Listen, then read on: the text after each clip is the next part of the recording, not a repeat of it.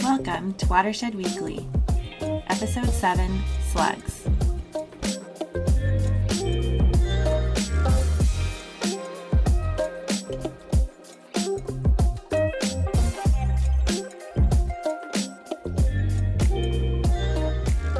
Hello, I'm Seth. And I'm Cal. And this is Watershed Weekly. Today we're talking about slugs.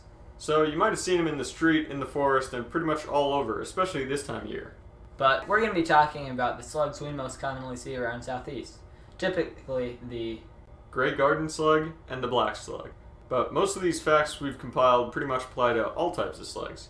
The scientific name for the gray garden slug is Drosera reticulatum. And the scientific name for the black slug is Arion ader. So they might be different genus or species, but they're both gastropods. Gastropod translate from Greek to stomach foot, which sums up the slug's anatomy pretty well. Yeah, they basically move around on this muscular thing called a foot, which secretes slime, and then directly above that is their stomach and the rest of their organs. They also have 4 tentacles. 2 of the tentacles are for their eyes, and they're on the front. The other 2 tentacles are also on the front, but they're from taste, smell, and touch. That's right. Slugs also have a mantle, which is a soft shell-like layer on the top of their back, but it's not quite a shell.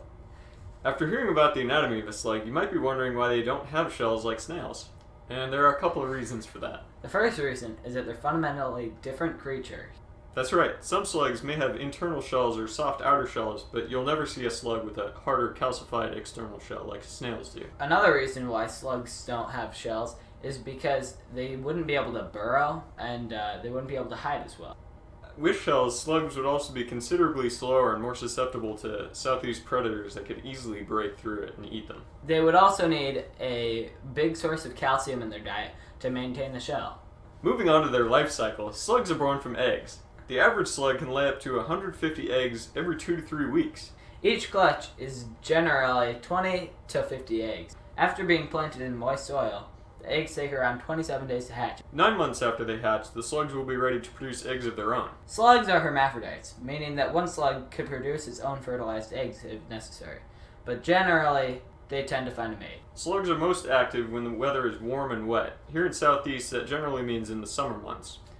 Pretty much, whenever the weather gets too cold, too hot, or too dry, slugs go into hibernation or estivation, which is summer hibernation. In the winter, slugs and their eggs tend to hibernate so long as the slugs go deep enough into the soil and so long as they dry themselves out enough to prevent their organs from crystallizing.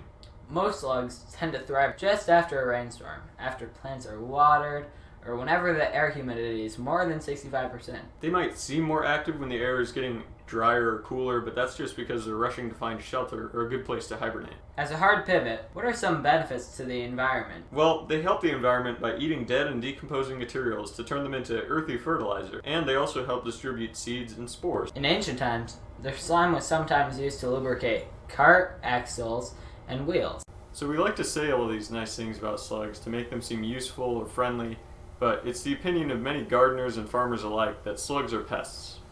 Especially black slugs. They ravage Alaska's forests and ecosystems by preying on seedlings and just not letting the forest grow. There are plenty of commercial ways to get rid of these pests, including slug repellent, plant collars, slug pellets, and copper tape to put around the base of raised beds and flower pots. There are also some homemade methods, like beer traps and salt.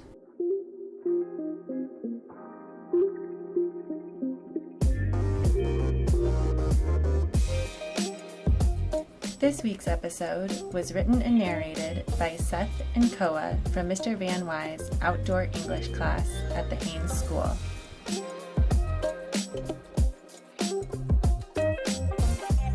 Watershed Weekly is a production of Takshnik Watershed Council in Haynes, Alaska. Support comes from the Reuben E. Crossett Endowment Fund for Children's Health in Southeast Alaska and radio station KHNS.